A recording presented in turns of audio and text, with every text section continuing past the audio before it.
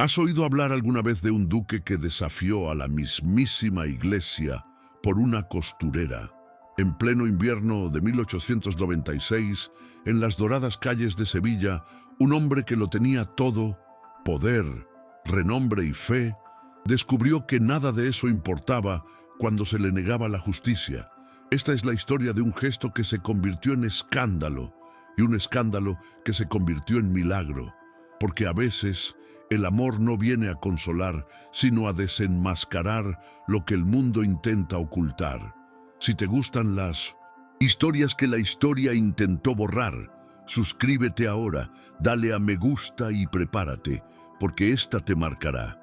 Aquella fría mañana de sábado en Sevilla, el aire olía a cera de abeja y piedra mojada, un aroma grabado a fuego en la memoria de la ciudad. La iglesia de Santa Clara despertó temprano, con sacristanes arrastrando los bancos, flores llegando en cajas de madera y susurros elevándose entre las columnas como humo. Nadie lo sabía aún, pero ese sería el día en que las normas no escritas se harían añicos, como un plato que cae y jamás vuelve a su sitio. Don Íñigo de Montemayor se levantó antes del amanecer, afeitado sin cortes, pero con una mano menos firme de lo que le gustaba admitir, y se enfrentó al traje como si fuera una armadura que pesaba más de lo habitual. Recordó la mirada de Elena en la puerta de la iglesia, semanas atrás, cuando le dijeron que esperara fuera, y sintió la misma inquietud subirle por el pecho como una opresión que no desaparecía. En el periódico del café, las páginas hablaban de acciones y cosechas, pero su mente estaba en otra parte. Honor menos miedo, dignidad más trascendencia. En la calle, los cocheros hacían sonar las riendas y el mundo parecía funcionar en piloto automático, como siempre, solo que en su interior todo era distinto. Con cada paso por el pasillo de su casa, notaba detalles que antes pasaban desapercibidos. El fino polvo en los zócalos, el marco torcido de un viejo retrato, el silencio que reina cuando uno evita hacer lo que debe. La decisión ya la había tomado la noche anterior, pero sabía que el valor es algo que hay que renovar al amanecer, pues de lo contrario se enfría. En el estudio de Elena, la luz se filtraba a través del cristal ondulado, dibujando un rectángulo pálido en el suelo, esa luz que anuncia el comienzo del día, aunque uno no esté del todo preparado. Revisó las costuras por tercera vez, no por inseguridad, sino porque había aprendido que la perfección es la forma más sencilla de existir sin pedir permiso. Su padre tosió en la habitación contigua y ella ajustó con cuidado la manta a sus pies, como quien guarda un secreto que nadie necesita saber para respetarla. El lazo azul en su muñeca no era solo un adorno, era un recordatorio personal de que la dignidad no debe dejarse a la puerta de nadie, ni siquiera cuando el miedo lo intenta. Las otras costureras llegaron temprano, trayendo un paquete con el vestido que habían cosido esa misma mañana, no por una rebeldía teatral, sino por una silenciosa justicia. Elena se recogió el pelo sin vanidad, se lavó las manos hasta que desapareció el olor a jabón y respiró hondo como si se metiera en agua fría. La invitación de boda no llevaba su nombre, y eso lo decía todo. Aún así, decidió ir, no para enfrentarse a nadie, sino para evitar esconderse. Recordó las palabras del sacerdote, «Espere afuera», y sintió que se le calentaba la piel al recordarlo, pero no se permitió reducir el mundo a ese momento.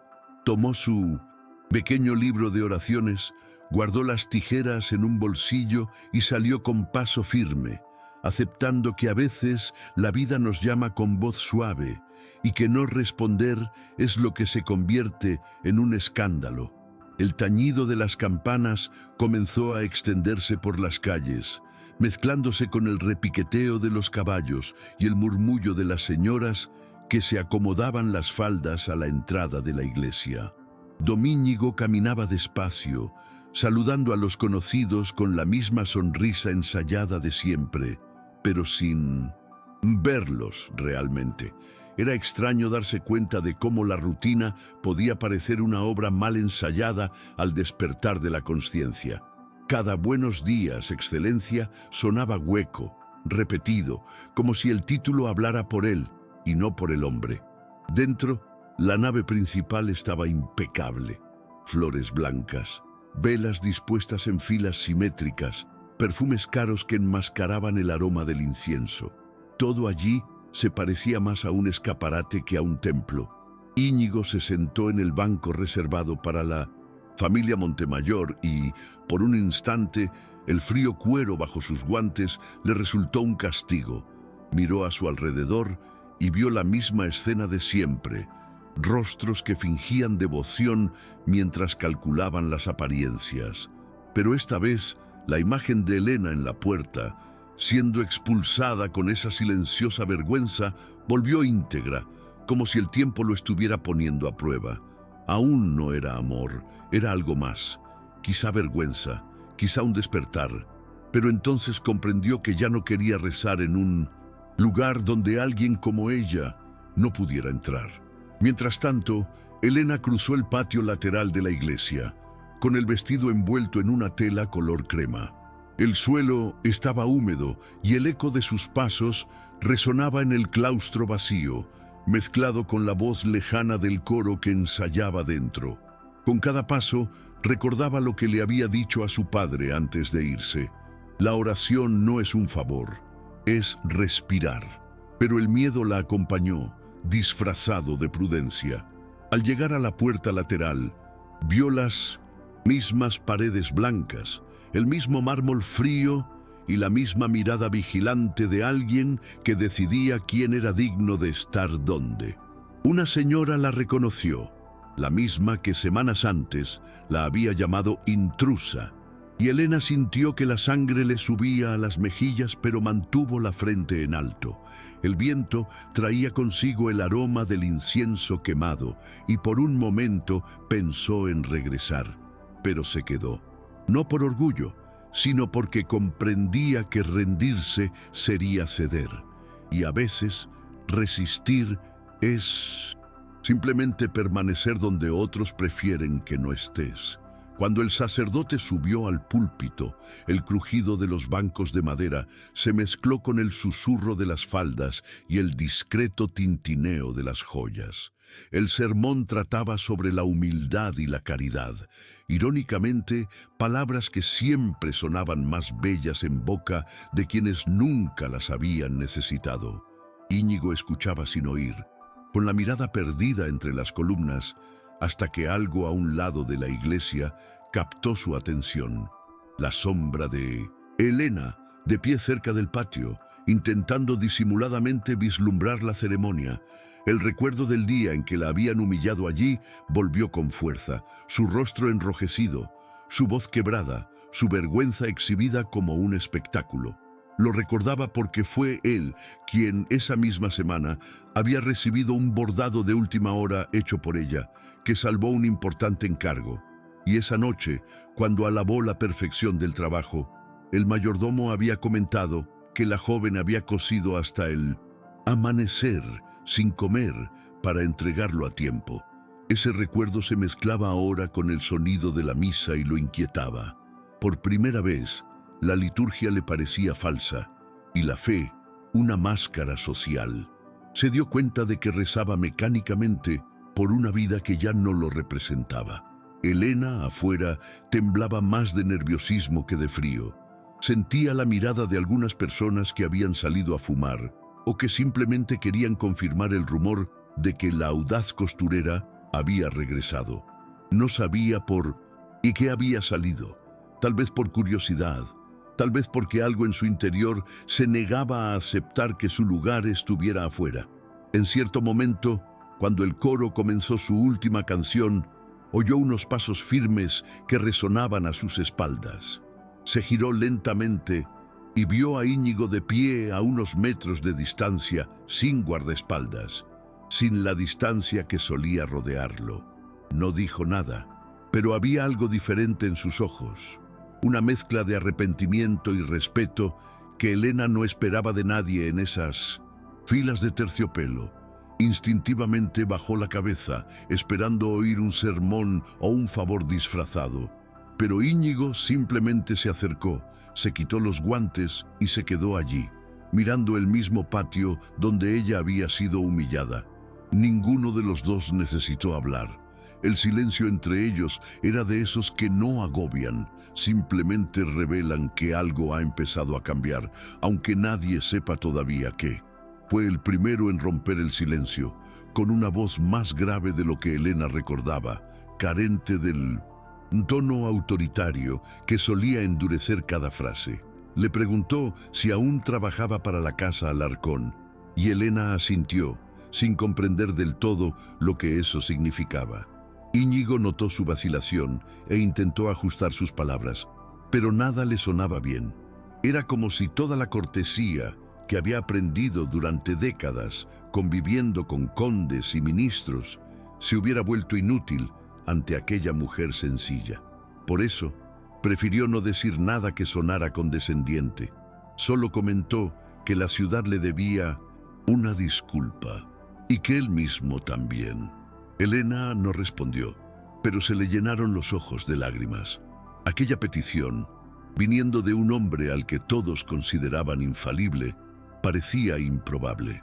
El duque respiró hondo y confesó que lo que había presenciado en la iglesia lo había avergonzado más que cualquier derrota empresarial. Dijo que la fe, para él, se había convertido en mero protocolo y que quizá por eso se sentía tan vacío. Elena, aún desconfiada, respondió con sencilla honestidad: «No, es Dios quien necesita una alfombra, señor. Son los hombres quienes le tienen miedo al suelo». Íñigo permaneció en silencio y por primera vez en años, algo en su interior cobró sentido. Esa misma tarde, apareció sin avisar en su taller con un sirviente que llevaba rollos de tela y una orden que dejó a las demás costureras sin aliento. Quería que la casa de Márquez se encargara del vestuario para la próxima ceremonia familiar. Elena, sorprendida, le preguntó si estaba seguro, no por humildad, sino porque sabía la responsabilidad que esto implicaba. E Íñigo respondió que sí, que quería que cada puntada la dieran las manos que habían sido expulsadas del templo. Dijo también que supervisaría personalmente las pruebas, y todas comprendieron lo que eso significaba. Que el duque se mezclara con el trabajo de las costureras era algo insólito, casi un escándalo. En los días siguientes empezó a frecuentar el taller con regularidad, observando, aprendiendo el nombre de cada mujer y el tipo de hilo que prefería cada una. Había curiosidad, pero también respeto, el ruido de las máquinas, el olor a tela nueva, las risas contenidas. Todo parecía recordarle una paz que el dinero jamás podría haberle dado. Elena, por su parte, empezó a darse cuenta de que aquel hombre no era el mismo que había visto en misa. Había cansancio en su mirada, pero también un deseo de observar.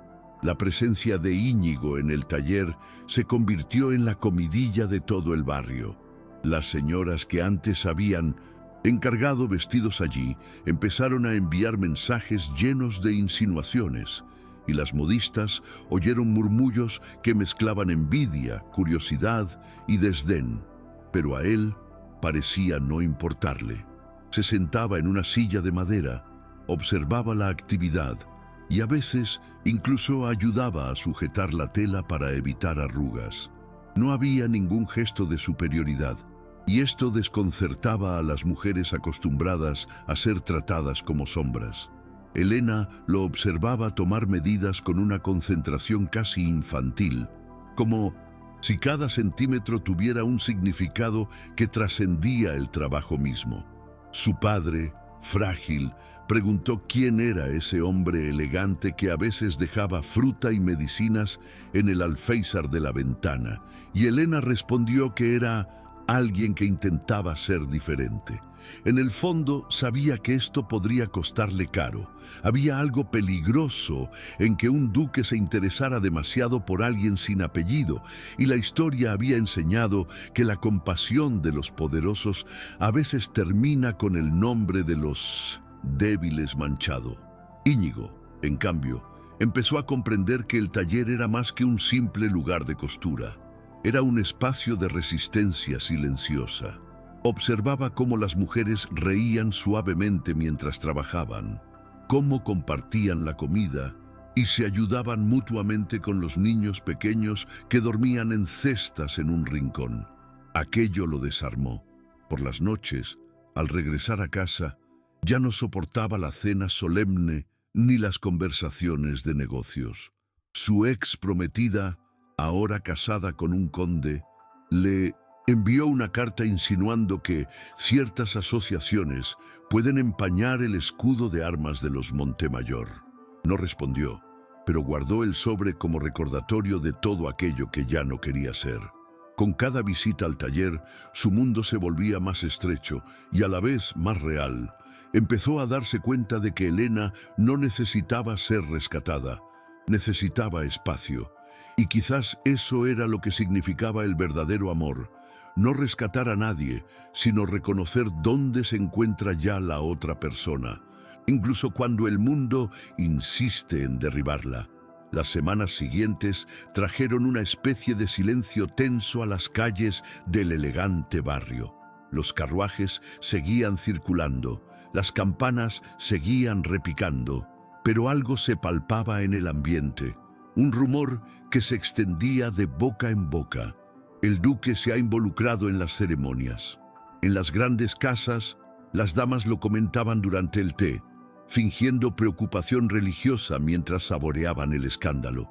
El párroco de Santa Clara, presionado por los donantes, comenzó a enviar mensajes indirectos en sus sermones sobre la importancia de mantener los roles sociales asignados por Dios.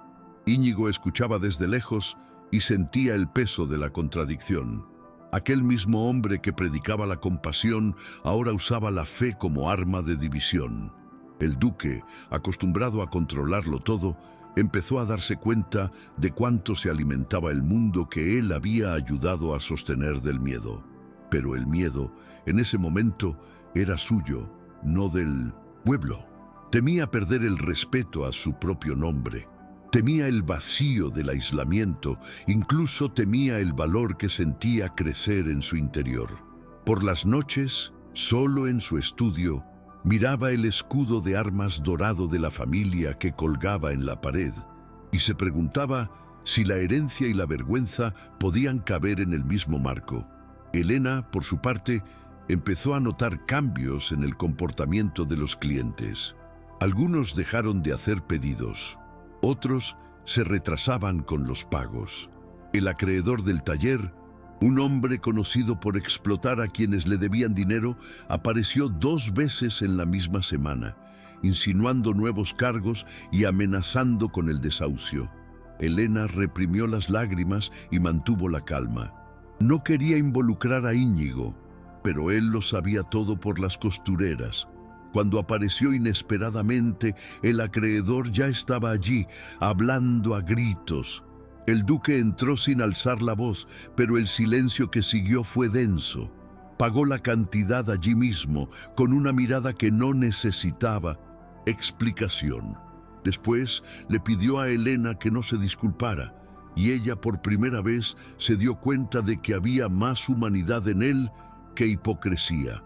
Esa noche, mientras cosía sola, se dio cuenta de que pensaba en él no con miedo ni admiración, sino con una especie de gratitud silenciosa, de esa que reconforta y te hace rezar sin palabras. Era peligroso, sí, pero también era la primera vez que alguien lo veía en su totalidad, y no solo como una extensión de un trabajo bien hecho. Su interacción ya no encajaba en los límites de lo que la ciudad aceptaba. El mero hecho de que un duque apareciera en el taller se consideraba una afrenta a la etiqueta. Íñigo lo sabía, pero no se amilanó. Llegaba con papeles, hablaba de contratos y dejaba escapar comentarios sobre la belleza del trabajo en equipo. Cada visita traía consigo una atmósfera nueva, una normalidad que escandalizaba a quienes viven de las apariencias. Elena notaba las miradas de las otras costureras, a veces cómplices, a veces temerosas. Un día, él pidió ver cómo se hacía la puntada invisible y ella guió su mano sobre la tela, demostrándole el movimiento. No había nada impropio, pero ese breve contacto los dejó a ambos sin palabras durante unos segundos. El ambiente parecía distinto, no pesado, sino denso, como si se hubiera dicho algo importante sin palabras. Íñigo retrocedió, respiró hondo y comentó un detalle banal sobre el corte de la manga. Elena sonrió levemente, y en ese instante, ambos comprendieron que algo había cambiado. A partir de ese momento, el estudio dejó de ser solo un espacio para coser y se convirtió en un lugar para reconectar con lo más humano de cada persona. Pero el mundo exterior no duerme cuando presiente el cambio. Pronto comenzaron las cartas anónimas. La primera, una dejada en la puerta de Íñigo, decía que un duque entre agujas es un hombre sin juicio. Luego, otra enviada a la parroquia, insinuando que la costurera se aprovechaba de la piedad ajena.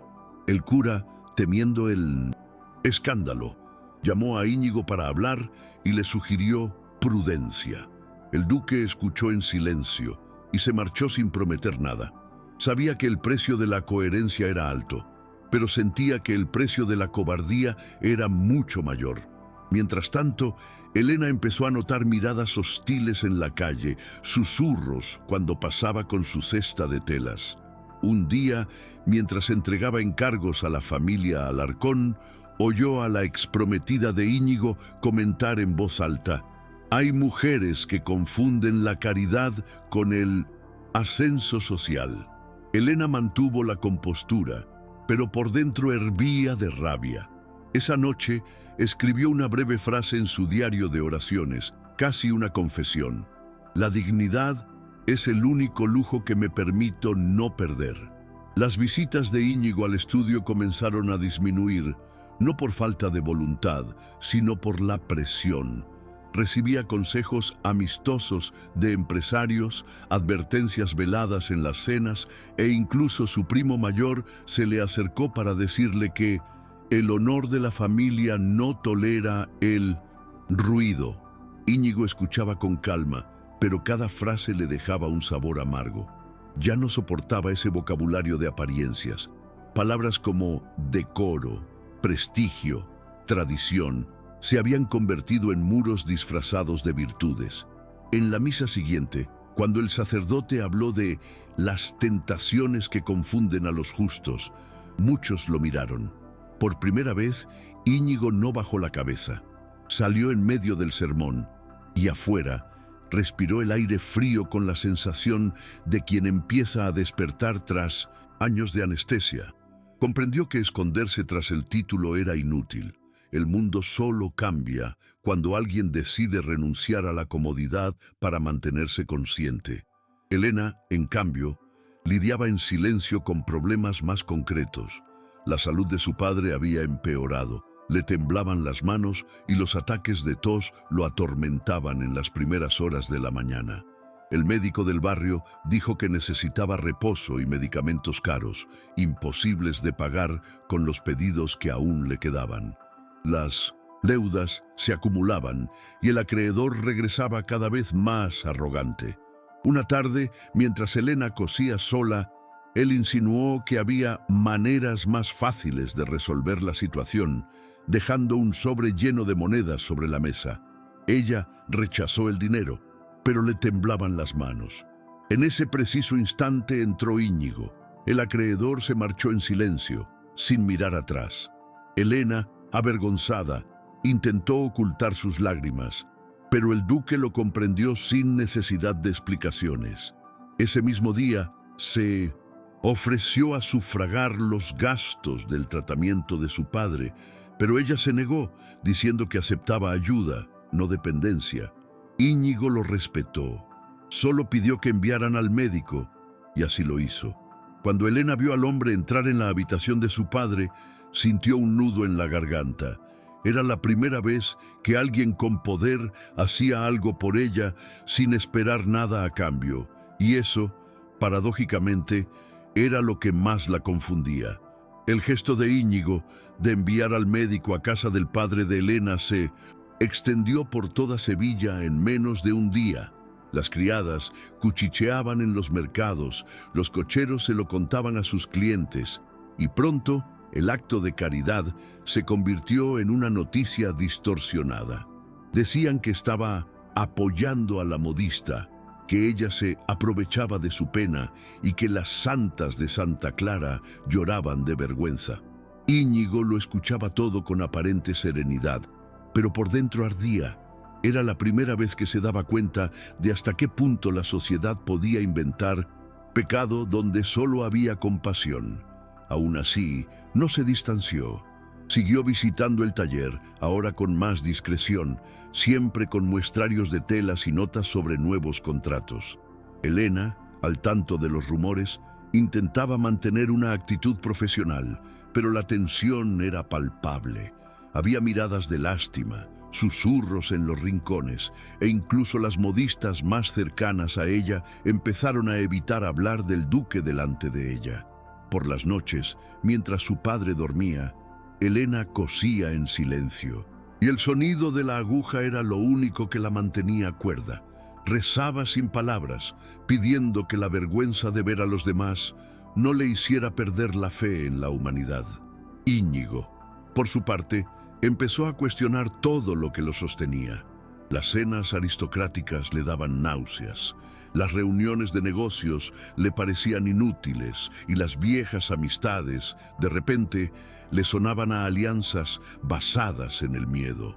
Un día, al pasar por la iglesia de Santa Clara, vio al sacerdote y a algunos miembros de la cofradía conversando en las escaleras. Se detuvo y escuchó, oculto, cómo mencionaban su nombre entre risas contenidas. Lo llamaban hombre perdido, ejemplo peligroso. En ese momento, Íñigo comprendió que su respeto nunca había sido sincero. Era simplemente miedo disfrazado de admiración. Regresó a casa decidido, ya no ocultaría sus convicciones. A la mañana siguiente, publicó un anuncio en el periódico local.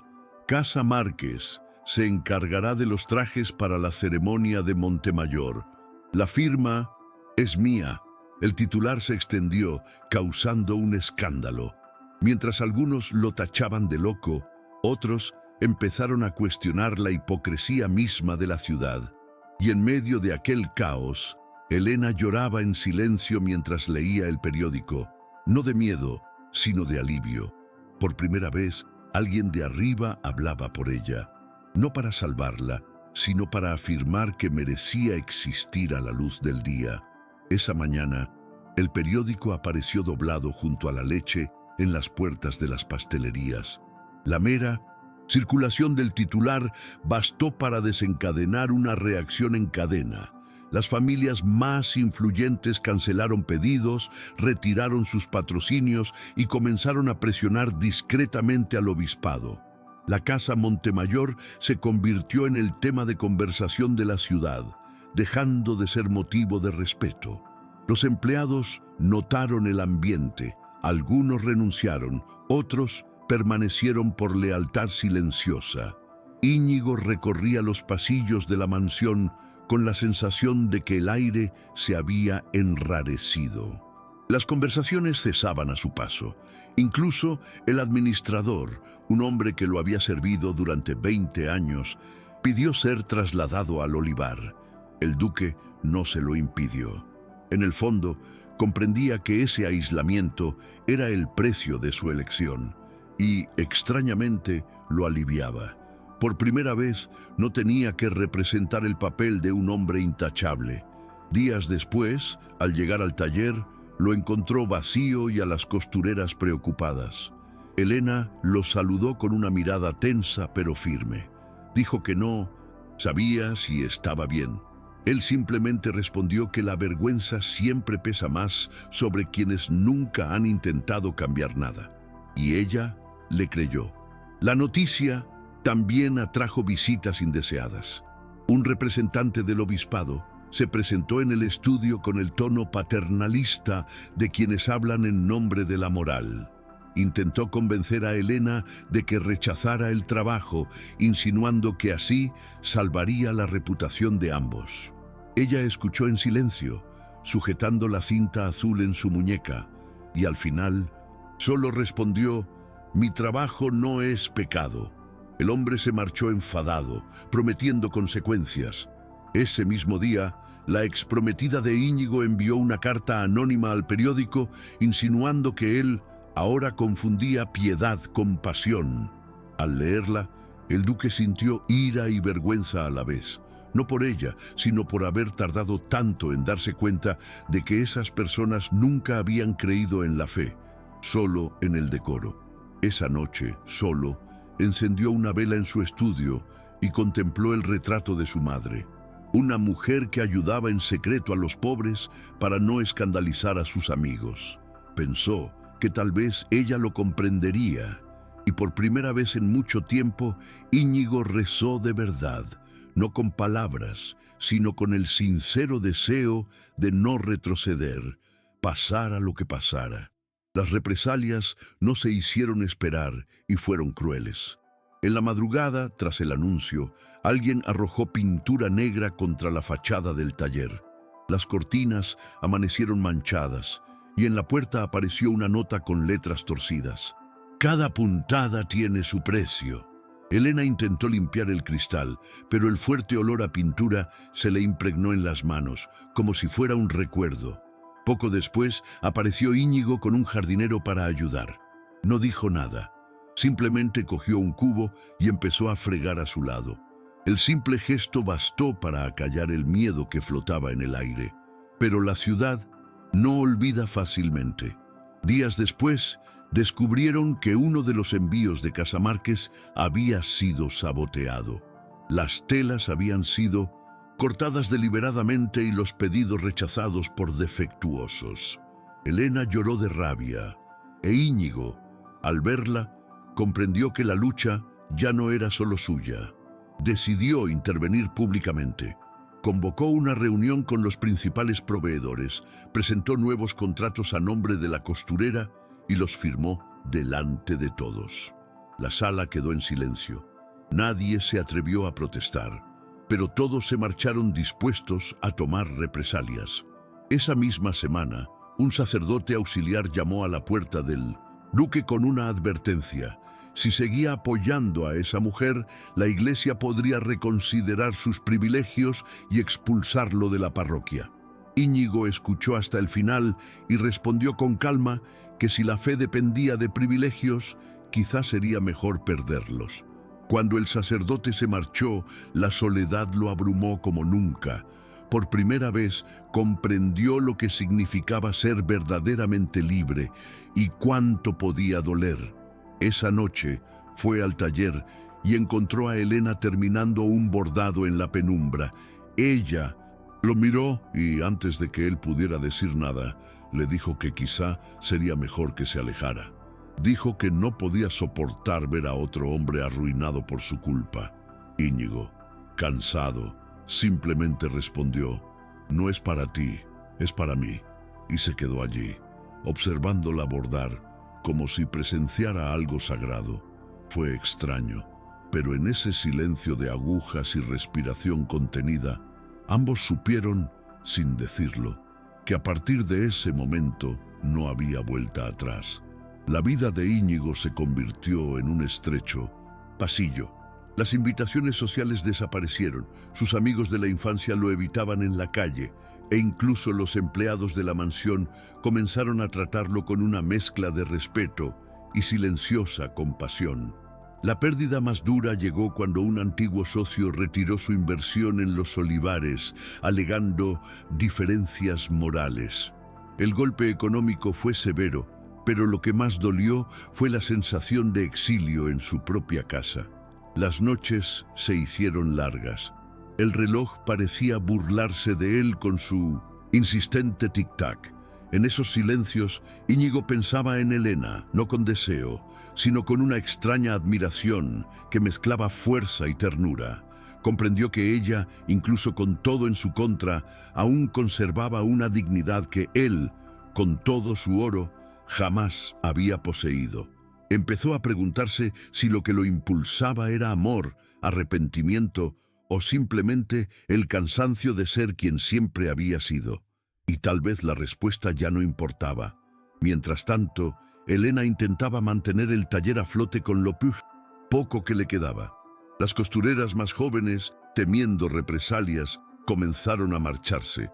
Las que se quedaron cosían en silencio, como si cada puntada fuera una plegaria. La salud de su padre empeoraba día a día, y el dinero apenas alcanzaba para las medicinas. Cuando el lechero empezó a evitar la calle, temiendo la maldición del duque, comprendió que el aislamiento no perdonaba a nadie. A veces pensaba en rendirse, cerrar todo y empezar de cero lejos, pero la mirada de las chicas que dependían del taller la hacía quedarse. Una tarde, mientras salía a buscar telas, dos hombres la siguieron y se burlaron de ella. ¿La santa de las agujas se ha convertido en duquesa? No respondió. Simplemente aceleró el paso hasta que sintió el corazón latirle con fuerza en la garganta. Llegó a casa y lloró en silencio, con el rostro entre las manos.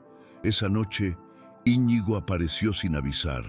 La encontró exhausta y sin saber qué decir, simplemente se sentó a su lado. Permanecieron en silencio un rato hasta que él dijo: «No quiero que sigas escondiéndote».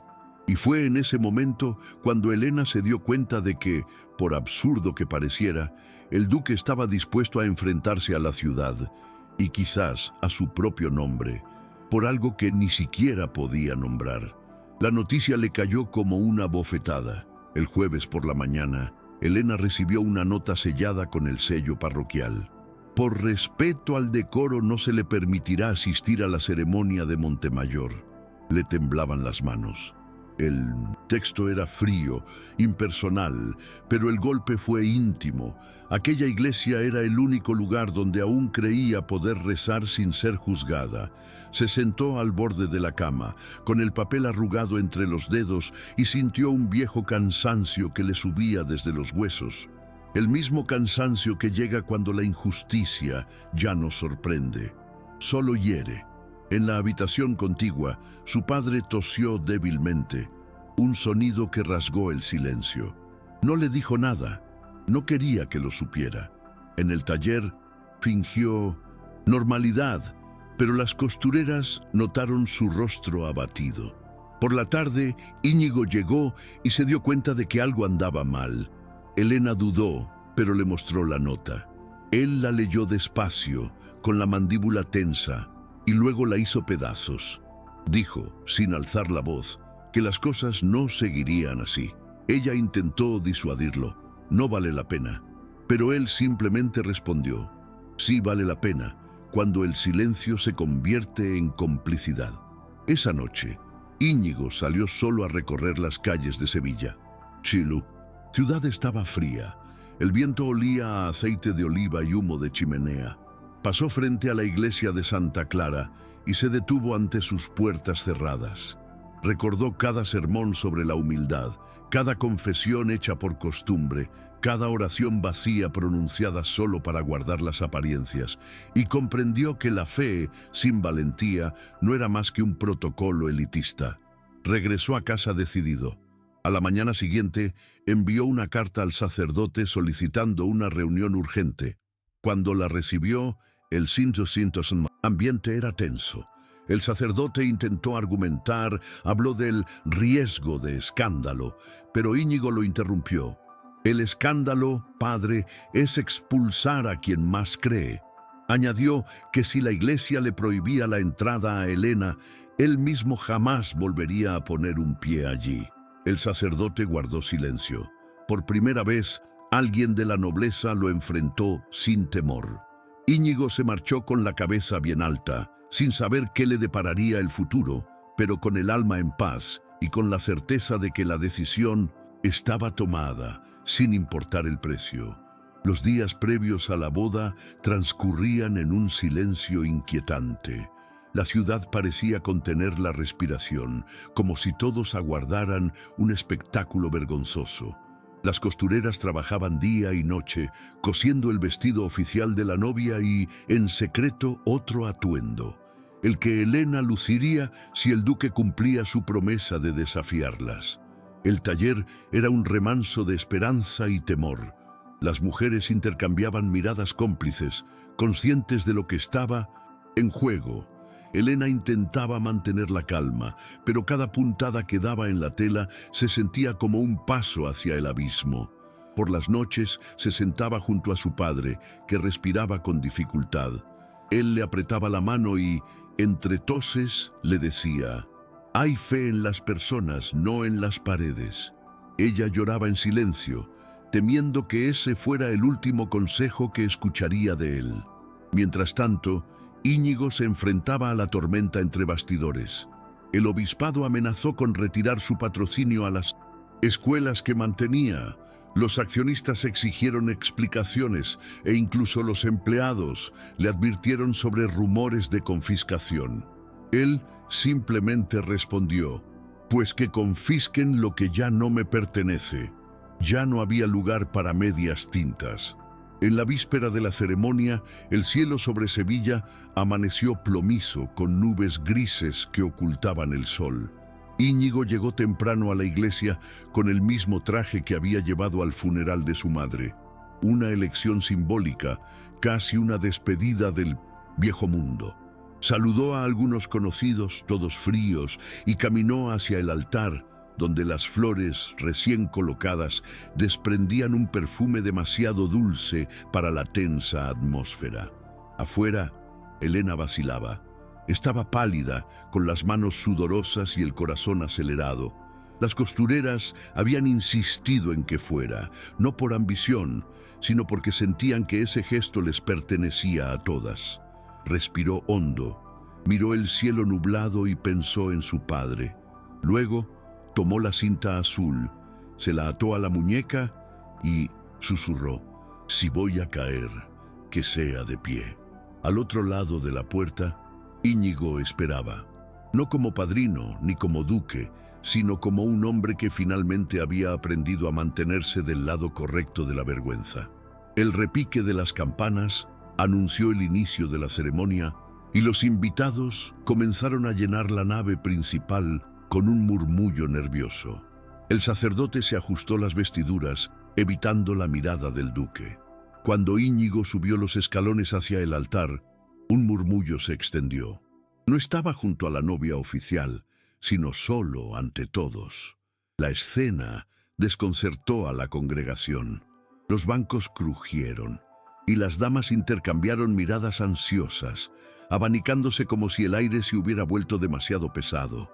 El sacerdote intentó mantener el protocolo, pero Íñigo levantó la mano y le pidió que esperara.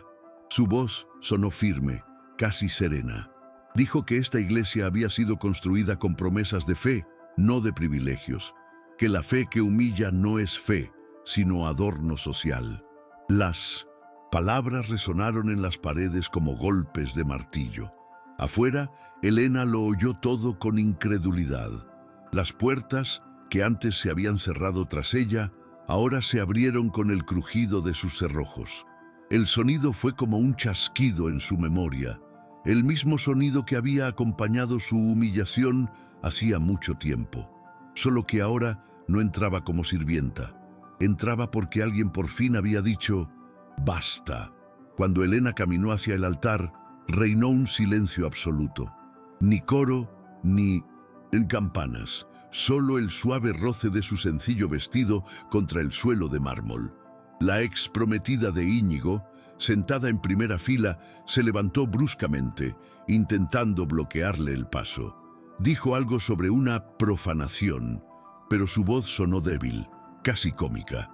Las costureras, que observaban desde lejos, avanzaron sin dudar. Una de ellas Sostenía en sus manos el vestido blanco que habían confeccionado la noche anterior, el atuendo apropiado para la ceremonia. Lo colocaron ante Helena como si fuera una bandera. El sacerdote, confundido, buscó la mirada de Íñigo, y el duque, con una mirada serena y decidida, solo dijo: «Esta mujer tiene más fe que todos nosotros juntos». Hubo un momento de silencio en el que nadie supo qué hacer, y entonces, sin pedir permiso a nadie, tomó las manos de Helena y se arrodilló a su lado.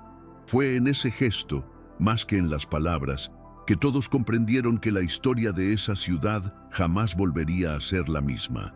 El sacerdote permaneció inmóvil unos segundos, pálido, indeciso entre continuar la ceremonia o despedir a todos. Había promesas y donaciones en juego, pero también un silencio que lo envolvía. La mirada de Íñigo no era de desafío, sino la de alguien que ya no necesitaba demostrar nada. El anciano sacerdote, cansado de fingir neutralidad, bajó la cabeza y murmuró: «Que así sea». Eso bastó. Las palabras del rito salieron temblorosas, pero salieron. Nadie aplaudió, nadie sonrió. Solo se oía la respiración contenida de la gente y el llanto, discreto, de algunas costureras acurrucadas al fondo. Helena mantuvo la mirada fija en sus manos todo el tiempo, sintiendo cómo su corazón latía a un ritmo que mezclaba miedo y alivio. Cuando el sacerdote pronunció el amén final, Íñigo se volvió hacia la congregación y dijo: «Que juzguen quienes quieran, pero recuerden, la fe se mide por la valentía, no por la posición». Las palabras resonaron y murieron allí, en el aire denso de incienso y vergüenza. Tras aquello, se desató el caos. La ex prometida salió precipitadamente, acompañada de sus damas de compañía, mientras los ancianos murmuraban oraciones apresuradas. Algunos se levantaron y se marcharon sin mirar atrás. Otros permanecieron de pie, atónitos, como si necesitaran tiempo para comprender lo sucedido. Íñigo y Helena salieron juntos por la puerta principal, bajo la mirada de una mezcla de escándalo y respeto. Afuera, la gente común esperaba, curiosos, cocheros, floristas, aprendices, todos comentando en voz baja lo que habían oído dentro. Cuando vieron al duque de la mano de la costurera, un silencio reverente llenó el patio. Nadie se atrevió a abuchear. Algunos incluso se santiguaron. Comenzó a llover suavemente, lavando la tierra como si la ciudad necesitara recuperarse. Íñigo se quitó el abrigo y cubrió los hombros de Helena. Ella lo miró con los ojos llorosos y susurró: «¿Qué hicimos?». Él respondió: «Lo correcto». Y así, sin pompa ni testigos favorables, comenzaron una nueva vida, no una de escándalo, sino de verdad. Al día siguiente, Sevilla amaneció conmocionada. Los titulares hablaban del matrimonio indecente del duque de Montemayor, y las campanas de las iglesias repicaban con un tono extrañamente apagado. Las casas nobles cerraron sus puertas y el obispado anunció que evaluaría las medidas disciplinarias. Pero en los callejones, mercados y barrios bajos, la noticia tenía un tono distinto. Las lavanderas decían que «por fin un gran hombre ha hablado por nosotras». Los cocheros brindaban en tabernas escondidas, y las costureras que habían ayudado con el vestido se colgaban la cinta azul de la muñeca como si portaran un escudo. Íñigo y Helena pasaron el día recluidos en la pequeña trastienda del taller, aún atónitos. El duque miró por la ventana y vio cómo se formaban grupos en la calle, algunos curiosos, otros hostiles. No había vuelta atrás. El escudo de armas de los Montemayor sería borrado de las invitaciones y celebraciones, pero sintió un profundo alivio, casi físico. Por primera vez no tenía nada que ocultar. Helena, exhausta, le preguntó si se arrepentía. Íñigo respondió: «Solo que no lo hice antes». Los días siguientes fueron duros. El dinero escaseaba, Las fincas estaban congeladas por orden judicial e incluso el médico que atendía al padre de Elena se negó a continuar por precaución. Íñigo vendió algunas de las tierras más alejadas y usó lo que quedaba para mantener el taller en funcionamiento. Las costureras regresaron una a una, impulsadas más por la lealtad que por el valor. El lugar se convirtió en un refugio. Mujeres de otros pueblos llegaban buscando trabajo y Elena las recibía sin preguntar su origen ni su nombre. Íñigo ayudaba con la contabilidad, aprendiendo a lidiar con las deudas y la burocracia que antes había delegado en otros. A veces miraba sus manos callosas y se reía de sí mismo. Era el duque que ya no mandaba nada y curiosamente era el más libre de todos. Cuando el padre de Elena murió, semanas después, la misa funeral se celebró en silencio en el mismo taller. No apareció ningún sacerdote, pero las mujeres cantaron en voz baja e Íñigo le tomó la mano durante toda la ceremonia. No hubo discursos ni flores caras, solo el olor a tela y el sonido de las tijeras al reposar. Y, aún en medio del dolor, existía una paz que ni siquiera el escándalo pudo borrar. Con el tiempo, el escándalo empezó a perder fuerza, como cualquier rumor que no encuentra fundamento. La ciudad siguió adelante, y la figura del duque caído pasó de ser un escándalo a una leyenda moral. Íñigo aprovechó el silencio para actuar. Transformó el antiguo almacén detrás del taller en la primera escuela de artesanía de Santa Clara, un lugar donde las niñas podían aprender a coser, leer y escribir sin necesidad de la bendición de ningún personaje importante. Elena dirigía todo con una disciplina dulce y firme. Las antiguas costureras regresaron como instructoras. Algunas trajeron a sus hijos pequeños que jugaban entre los rollos de tela. El sonido de las máquinas mezclado con las risas de los niños le daba al lugar un aire de renacimiento. Íñigo pasaba las mañanas enseñando contabilidad y contratos, ayudando a cada alumna a registrar sus piezas a su nombre. Ya no quería mecenas, quería socios, y así, poco a poco, lo que había nacido de la humillación se convirtió en una escuela, un medio de vida y un símbolo. Los sacerdotes del pueblo tardaron en aceptarlo. Al principio fingieron no ver, luego comenzaron a alabar discretamente la obra caritativa de la señora Márquez, como si el mérito perteneciera a alguien anónimo. Pero Elena nunca buscó reconocimiento.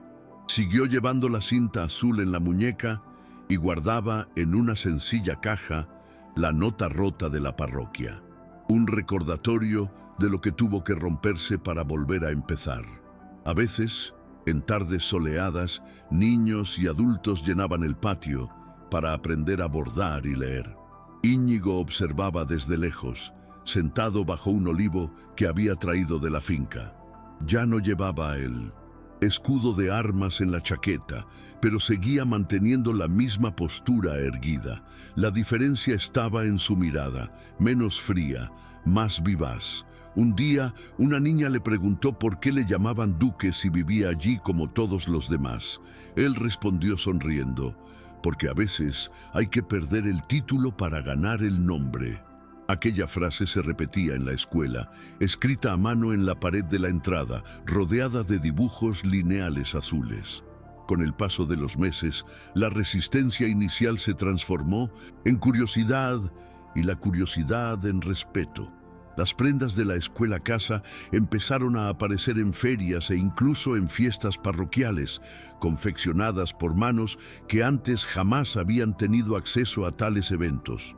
El impecable acabado y el pequeño lazo azul en el dobladillo se convirtieron en símbolo de orgullo.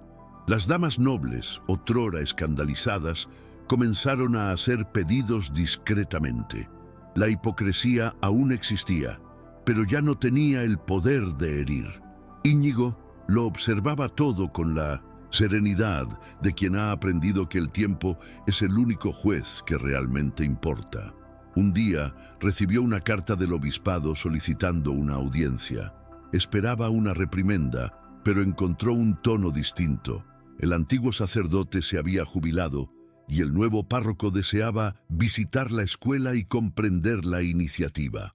Al llegar, vio a costureras enseñando a los niños, vio pan y café servidos en la misma mesa, y vio a Elena sonriendo como si ya no necesitara permiso para existir.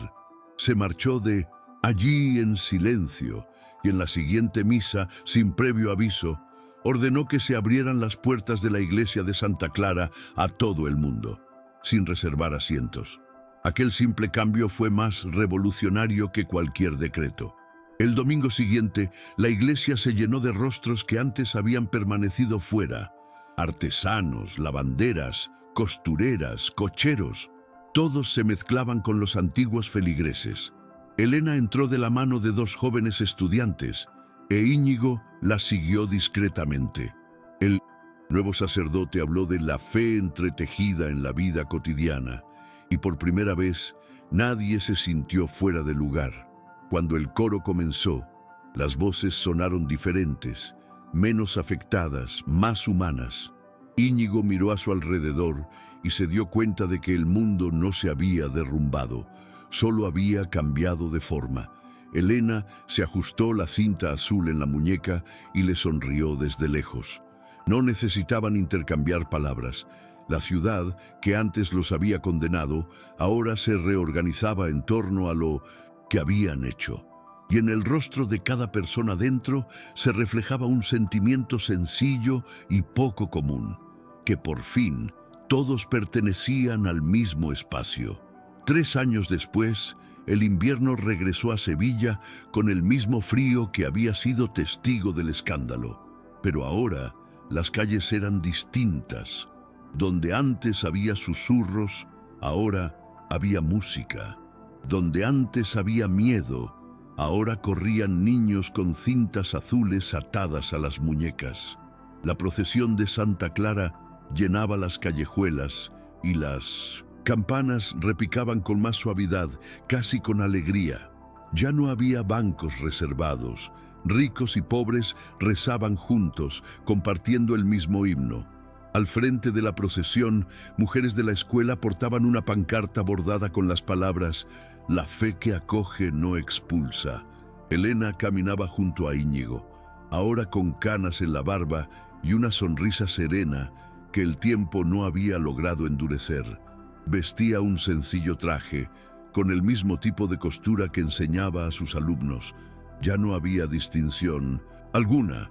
Nadie la recordaba como la costurera con rejas, sino como la fundadora de la escuela.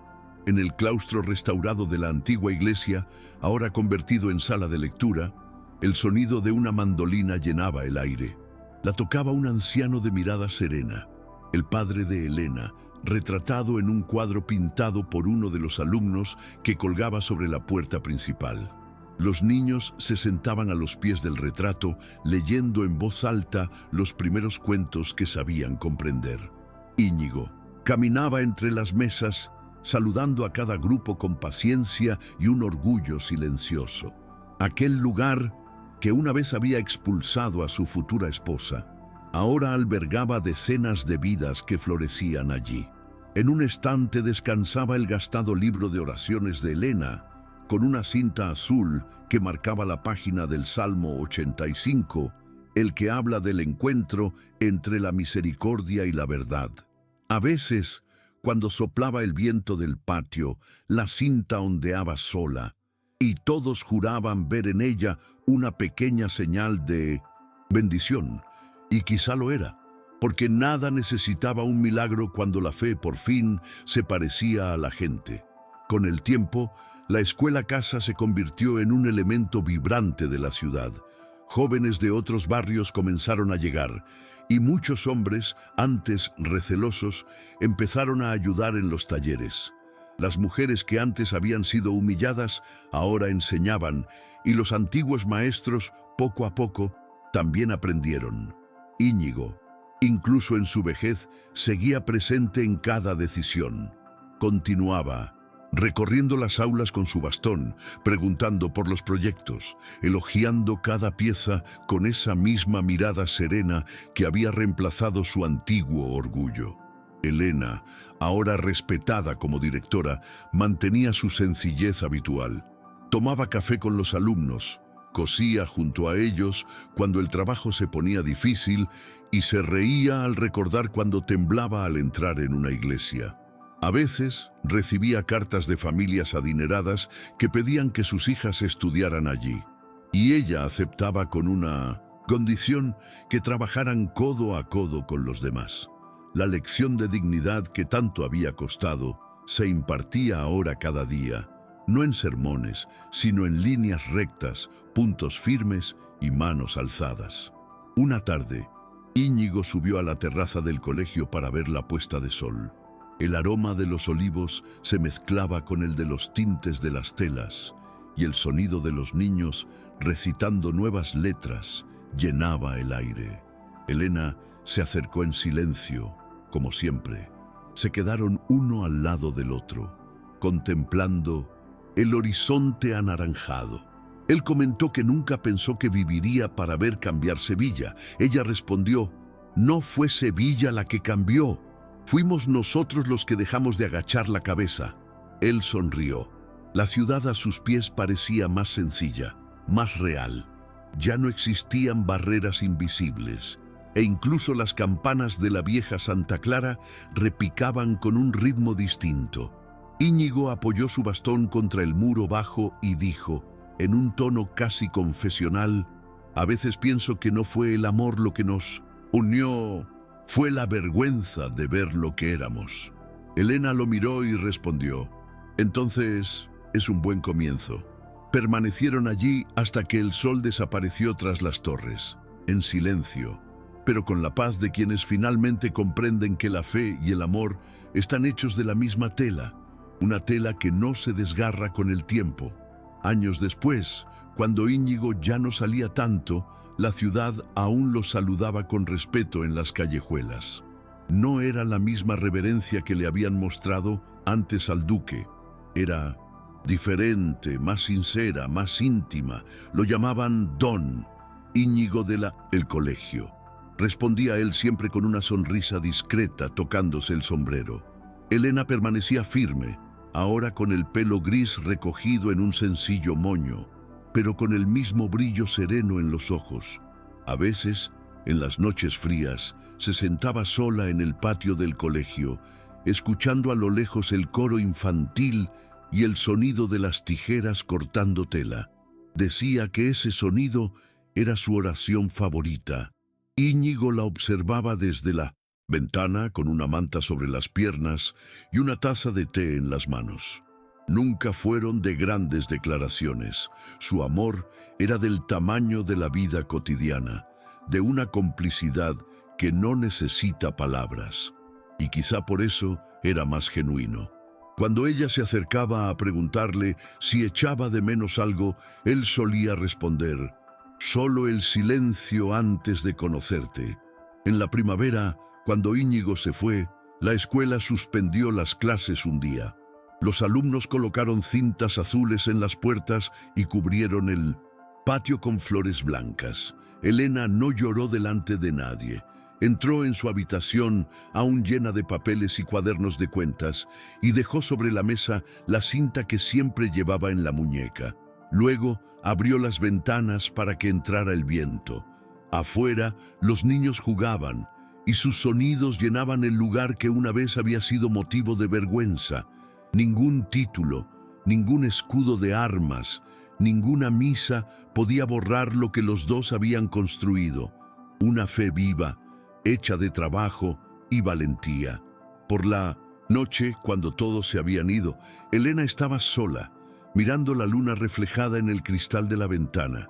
Dijo en voz baja: la dignidad es la tela que nunca se desgasta. Y sonrió, porque sabía, en el fondo lo sabía, que ciertas historias no terminan, solo cambian de puntada.